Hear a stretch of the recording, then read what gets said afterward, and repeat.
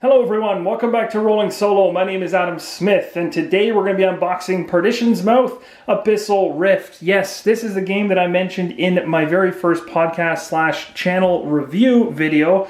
And I mentioned in that video that not only is this Kickstarter running currently for this game, it is running for a revised version of what you're seeing in front of you. So what you're seeing in front of you right now is a first edition box. So this would have been from the first Kickstarter, which you can search on Kickstarter to find that first one that was run.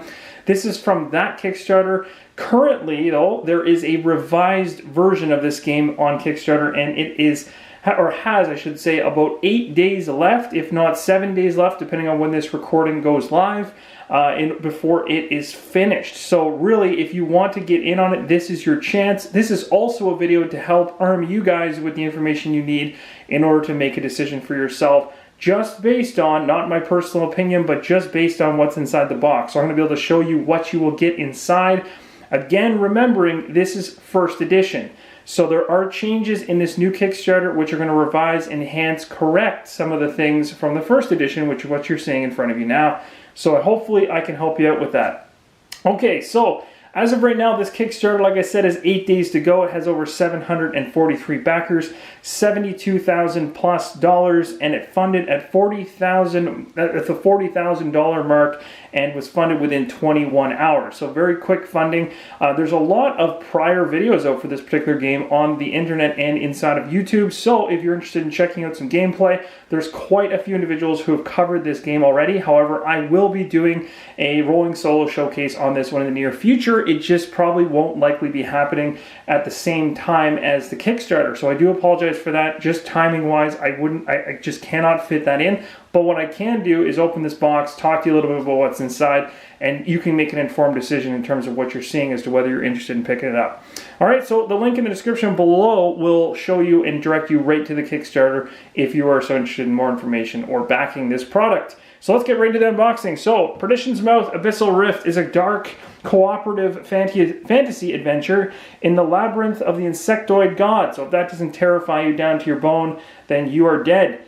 So basically, a whole bunch of heroes here looks like they're channeling all kinds of power as well, trying to jump at this monstrosity in the back, as well as this, what looks to be some type of weird lizard creature. I don't know what that is, with some ghosts. So there's all kinds of craziness happening here. We're going to have to crack the box to find out more about it. Now, if I take just tip this up a little bit, it says right here, Arctic Union, right there. And that actually says quality board games from Finland. So just a little word of advice in terms of who's on that. I'm a little scared to flip this over, but I want to do this because I want to cut this open properly. So here's the back of the box, and I'm going to zoom in so you guys can actually see some of the details before we crack it. So here we go, we're going to zoom in, and again, I apologize, I'm going to have to do a little bit of panning. But right here, it says, the way the rondel worked, the unique feel of each hero, and the gritty horror fantasy theme all appealed to me, as there was nothing else like it on the market. I think this is a real winner. And Kevin Wilson mentioned that. It says right here, the time for hope is over. Will you dare the hollows of perdition? The dark, unforgiving road through perdition leads to the Abyssal Rift, where the secretive cult of change is summoning a long dormant demon. Should they succeed, the demon aims to end the reign of men. So that's terrifying. You'll notice here that this has a very similar look to, and I don't want to compare this apple to apple, but it has kind of the the map laid out on a board. Kind of reminds me a little bit of like the skirmish maps for Imperial Assault, where it's like you get a map and then you've got this kind of tiled effect on top of a square panel. I'll show you what this is actually all about when we crack the box. Again, talks a little bit about what's inside of it. So the game, Perdition's Mouth, features all of these different things. I'll let you read them for yourself. You can pause it. These are the game designers and the creators of the game itself. And then, of course, right down here in the bottom, we've got a little list of components in terms of what you can expect inside the box. And the game itself plays 1 to 6 players for 1 to 2 hours, age 12 and up. So let's zoom this thing out a little bit and get right into the action here. So let's get this thing going. I want to crack into this thing and see what we've got in store. So I'm going to try to cut this without destroying it.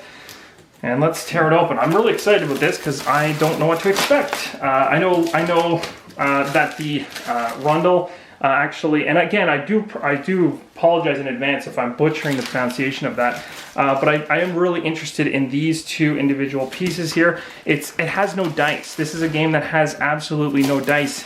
And that's something that I don't have in my collection. I have no game mechanisms currently that have this, although I'm seeing this more often in games like Nova Atlas, as well as, or Nova Atlas and Sign Tempora, I believe, are the two, or Sign Tempora, are two most recent games that I've seen starting to use these. So this will be the first game in my collection that actually uses this type of mechanic with 0 dice involved. So that's going to be really interesting for me. Okay, this thing, like I said, is super heavy. So let's crack the box off it and see what we got inside. All right, what do we start with? So let's just bring this a little closer. Okay, so we're going to start it off with the rule book. So there we go. There's the rulebook. It actually has some heft to it. It's quite weighty, and there's the thickness for you. We can give you a quick rundown of how many pages are in it. There's looks like to be just about 40 pages. The last numbered page is 39. Of course, 40 on the back. I'm going to do a little opening here so you can actually see it. So there's the rulebook itself. And if I just quickly flip through this, you've got a nice list of components as well as the miniatures in the game. So it's going to show you the number of boards. It's going to show you for each hero, show you enemies. It's got your reference cards, your map tokens, scenario tokens, all that good stuff. So that's a good overlay of what's inside. Table of contents, not too exciting on video, but I'm doing my best here. And this is something I'll be absolutely going over in the Rolling Solo Showcase. We'll be going through the setup. I'll be showing you exactly how to set this game up, whether it's choosing your scenario, setting up the map, all that good stuff. So I got some reading to do for sure. Oops. So moving on. We'll take a look at some of the art in here. So it looks like in terms of wording, in terms of font size, pretty good. It's not like giant walls of text. The rulebook looks to be broken up nicely into good categories. There's also some nice art, as well as actually using that art to help explain the game, so I don't think there's going to be issues there. I haven't heard anyone complaining that this rulebook is bad, so I think, again, I don't have any experience with it, but I've heard good things. So this is great. And of course, again, in the revised edition, the second edition that's currently on Kickstarter, I'm sure he's going to be going through and even touching it up even more to make it even better. So I think everyone can be happy about that. All right, so there's a rough idea of the rulebook. Of course, a really handy round summary at the back, Stone of Destiny, terrain. That's always awesome. Even if you don't have reference cards in the box, this is nice. It even says problem with the rules. You can actually use the code there. That's pretty cool. Wow, so that's this is again showing you from all the Kickstarter backers from the prior game. That's pretty awesome. As well as showing you some of the enemies. It's showing you a little bit of a paint scheme you can do for some of the miniatures. Very cool. All right, let's move on. So first off, this is something that came with the Kickstarter kind of bundle, and that is a brand new expansion called Perdition's Mouth Hideout. So this is for a hideout. Again, I can't speak too much about it, but it's got a little synopsis there of different individuals that are in the hideout, some story, and the rules for the hideout expansion. So that's pretty cool. I'm a big fan of that. Now always good to have extra expansions. We also have the Witches Grotto. So the Witches Grotto has a nice story text here as well. And again, same type of situation, story text all the way along. Creepy, creepy pictures. And now we're going to move right into the, actually, and even, I should say on the back here, he's got the rules as well for the Grotto. All right, so we're moving into the main box now. So this is going to get into the scenario sheets, maybe what we'll start off first. So this is a heavy box. I don't know if you can hear that, but weight-wise, there's a decent amount of stuff in there. So let's find out what's inside this. So basically, it's a case within a case, which is kind of interesting. Has some nice artwork on it. Looks like there's two magic users trying to attack this monster. There's a ton of scenario sheets. On the back, it says 20 scenarios at the edge of survival where you find the means to keep your heroes alive and kill the demon. It appears you start at an entrance. The Witches Grotto, you can see, goes off to the side here. You got to go through all these different scenarios in order to get all the way down to the bottom, I'm assuming, is where you get to your exit or your call temple at the very end. So it's going to be an interesting ride. Now, the cool thing about this is, even though it says 20 plus scenarios, from what I understand, is that when you play the game, you can actually play this and have a lot of choice in terms of what direction and where you go, what scenarios you play. So you can choose to say, for instance, like you move down into a certain room, you can actually choose to move in from the left side of the board, the right side, that you can go down. So I'll explain that in a second, but essentially what I'm saying is there's little offshoots in these rooms, and you'll actually get a choice. Do I want to enter from this side of the board or that side of the board or over here? That kind of thing. And it can really affect the gameplay. So here's all the stuff that's inside this box. A lot of paper. So the very first thing I'm seeing is Perdition's Mouth save sheet. That's cool because having a bunch of save sheets is always a good thing. So we're going to keep that to the side.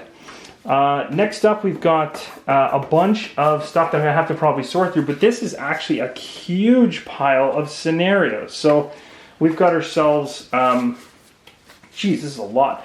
Okay, so here's the scenario pile. Pretty incredible amount of stuff there. So you got like side, this is where I was talking about, side entrances, make it through the main entrance, all this kind of stuff. You'll notice in the top right, there's like 1As and standard, and if you flip it over for the side entrance, now it's the same thing. In this case, it happens to have this just rules and stuff like that on the back. So this is more story, I guess, setup, and then it actually tells you a little bit how to play this. It also has hard rules on every single card, so you can actually increase the difficulty. I don't know, but I wouldn't be surprised if it allows you to gain more rewards. You'll also notice in the top right-hand corner that some of the cards are marked hard, meaning that you can actually play a path where you're playing on increased difficulty as you go through. So that's pretty cool. I can't go through every single one of these because there's obviously a ton. Oh, it looks like there's a few actual different cards in the middle here. So once you get to here, it says, "Here lies the adventurer who didn't learn his markers." Oh, nice. So this is going to show you a little breakdown, nice reference sheet as to how all the markers and tokens work in the game. So that's perfect. That should give you a good idea as to kind of what's inside of it. Next up is Insectoid. So this is going to be, I think, your AI for particular monsters. Again, really cool that they actually use the miniatures for the pictures instead of drawing or art, so that it's really easy to kind of, you know, point them out. So again, same thing. These are great reference sheets, and then of course you've got more and more stuff, more and more scenarios to go through. Tons of scenarios, but we'll put those to the side because that doesn't really provide you with any value just yet. But it does let you know that this thing has a lot to offer gameplay-wise. Here's something really cool to see, and that's the hero sheets. So these are the hero sheets. You're going to have a whole bunch of text and different things on this that I cannot explain to you currently. But this is going to be, looks like there's a backpack area to the left. Looks like there's an active treasure area to the right, and 2 active treasure areas to the right. Your stats to allow you to move and whatnot. A little bit about your character. If I flip it over, it's just black on the other side. But of course, there's multiple characters. So we've got a halfling. We've got a human. We've got a dwarf. We've got a human. We've got an elf. Now, from what I'm understanding, these are not normal characters. These are not your typical. From what I remember reading somewhere, it did state that the typical fantasy fare is, oh, there's dwarves, there's humans, there's elves, all that kind of thing. But the way that these characters are built, pre-built, I should say, prior to you using them, they really do make them different. And they also have weaknesses and strengths, which you can see here are going to come into it. So if you're playing on hard difficulty, you have Distraught. Whenever a hero in your line of sight is killed, you gain that card, which I'm assuming is bad. So that kind of thing. Like each human has, I think, either pluses or minuses to their character, which is really cool. And there's lots to choose from. So that's really interesting. Okay, so we'll put those aside, and then we're going to move to, what should we do next? I guess the miniatures would probably be good to do next. So we'll pop this bag open and see. This is going to be the heroes. Now, some of the miniatures are, actually, let's see what we got here. So I'm going to take this one. I'm going to put these in my hand here, bring them up to the camera so you can see them. I'll try to put as many of them in my hand as possible. I'm going to have to hope that I can do this without knocking them all over. There's quite a few here, actually. So these are obviously the heroes. They have to be. So it looks like I've got 6 here.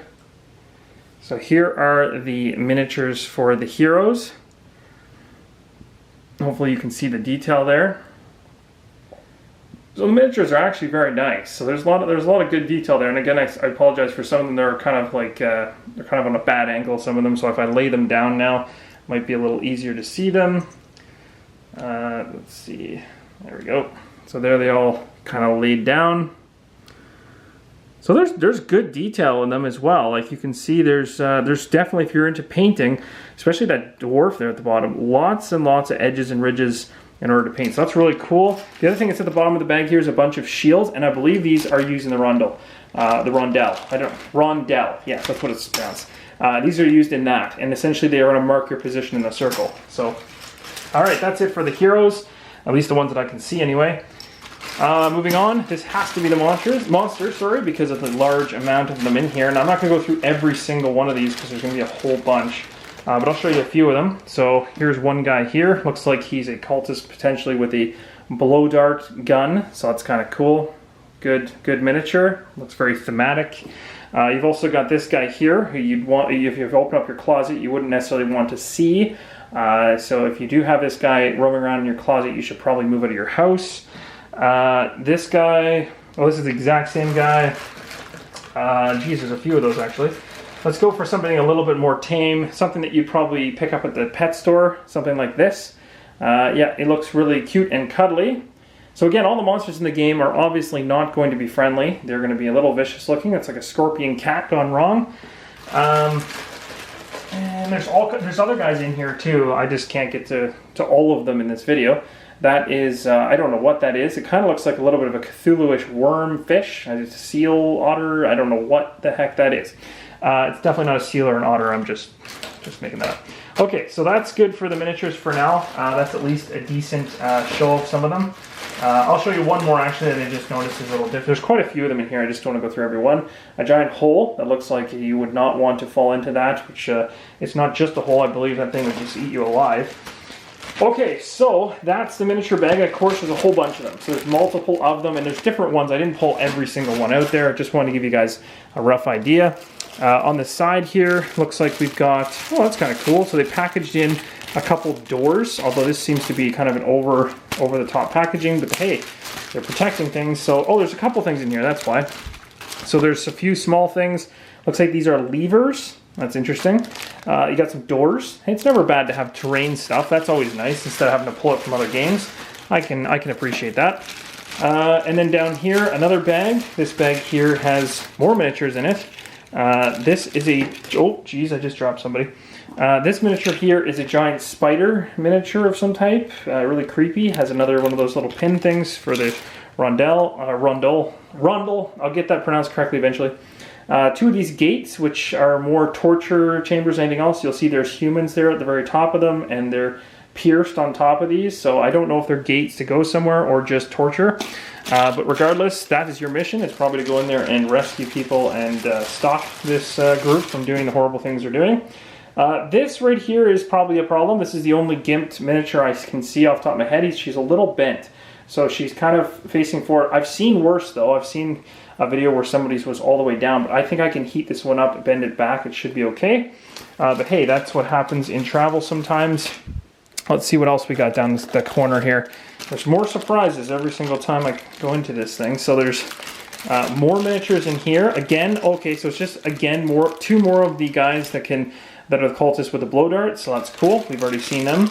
Looks like another hero. I believe all the heroes are in white. This hero here has a really cool step. That's actually a nice, that's a nice mini. I like that one, actually. That's very cool. So I'll have to do a little bit heating, some hot water and then some cold water in order to bend the spear back, but that's pretty cool, like that. In here we've got two little beads, and I'm assuming these are for track. I'm not going to bother showing you too much more about that. They're just beads. I'm assuming they're for tracking things. Let's take all this, put it over here so I remember where they go when I go back. We've got a whole bunch of cards. Now, before we get into the cards, let's do the boards, because I think the boards are going to take a second to actually get that done. So first off, you just lift this up, and then underneath of that, you've got yourself tokens and boards and everything. So here's a nice set of tokens for all the different characters. You've got yourself some trait tokens as well. You've got yourself, this is the rondels actual centerpiece, which will connect right into, there's a punch out right there in the middle, so you can see attack, spawn, move, attack, move, spawn, blah, blah, blah. Goes all the way around. This is, I'm assuming, what the heroes will be, no, sorry. This is likely what the enemies will be using, would be my guess. And then this is probably some type of round counter type deal. Who knows? I'll have to learn it as I go. But this will sit on top of here, and the little hole that gets punched out there will rotate, and will touch all those different numbers as you're playing. Has a game mechanic I'm sure that I'll learn very soon in the future. This one here I believe is for the heroes. You can see there's holes in it. When I was talking about those little shields earlier, the shields will pop into these things, and depending on whose turn it is and stuff like that, it allows you to do like specials, attacks, sprinting, defending, charging, different symbols inside of it too. So when you rest, there's two different things in there going on. So I'm gonna have to read the rules on what that does, but hey, that is heavy duty cardboard. That actually kind of hurt my hand to do that. It's pretty thick. It's about as thick as a regular board, so good quality on that. And some cool stickers. I'm assuming there's spots for stickers to be used in the game. I did not know that, but That's pretty awesome. I didn't even realize there's more miniatures hiding below here. So some more really creepy looking miniatures, which I'm not going to pull the bag. And then one gigantic locust thing that apparently made it without any packaging and survived. So that's awesome news. Next up is the boards. So let's get to those boards. So I'm going to push this thing down. I'm going to pull out as many of these boards as I possibly can. There appears to be a lot of them. Holy crap. Okay, so geez, there's a lot in here.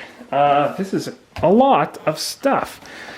Can I get to this one? Maybe not. We'll go one at a time here. Okay, so let's try to unfold one of these boards. Let's do the first one here. So here's the first board. If I get this unfolded properly. There we go. All right, this is the entrance. So this is what a typical board in the game looks like. So like I said, it has that Imperial Assault theme where you're kind of in an area like this. Of course, if you flip it over, it actually has something on the other side. So they've made use of both sides. Very smart. Then you've got another one here. And I may not be able to get through all this in this video, but I'll do my best. A pet laboratory. That's creepy. And then on this side, you've got the Summoner's Lair. There's another board. So each one of these... Tons of boards in here. This one is a small nest. So this is a small nest. And then on the back side, we've got a sacrificial chamber. And then this one is a guard chamber. And then you can see the layouts are very, very different. And then the Abyssal Rift. This is where it gets into the expansion content. So this is where this is the Witches Grotto. So here's the Witches Grotto here on one side of it anyway. And then the other side, more like a cave mentality here. Different one called the Breeding Ground, a little bit creepy. This one came out of here, so I think this is actually part of that particular board. So I'll put that back. And then the last one, which I can't seem to get out, oh, I just did magically, is the Hideout. And here is what the hideout looks like. So, oh, this is really cool. So there's like a basement, like a hideout. I have no idea what exactly game elements will be in the hideout, but that seems extremely cool. And then of course you've got another hideout, another area building going on here as well. Lost my focus there for a second. Okay, so that's essentially all the boards. At the bottom of the box, there's a bunch of tokens, which you have to pull the insert out in order to get to, which I can't do in time. The other thing I can do here is there's a whole bunch of cards. You guys can see them here. So there's decks of cards like crazy. I'm obviously not going to be able to get to all of them in this particular unboxing, but when we go through the solo playthrough, I'm going to be ripping all these open and we'll be putting them all together. I'll be able to talk about the rules. I'll be able to talk a little bit about what's inside these, how they play. And we'll do that all in the solo setup, which will come in the future. And then we'll do the rules overview, right after that. And then go from there. So, again, here's some backs of some cards. The Fabled Sword of Kilforth. I think that's actually a promo card from Gloom of Kilforth, if I remember correctly. Could be wrong. Tarnished Leather Armor. And then, yeah, some other decks of cards. So, very, very cool. I'm very interested to see what this game has to offer and how this mechanism with the rondel works. I also mispronounced that 1,000 times, so I do apologize. I will get it down, I promise. But yeah, that's about it for the unboxing, guys. I hope this helps you understand a little bit what's inside the first edition box and what you can roughly expect to find in the second edition, or the revised edition currently on Kickstarter. So if this helps you out and you're interested in picking it up, then head to the link in the description below. And or you can wait until my playthrough and pick it up in the future. All right, guys, as always, keep on rolling solo.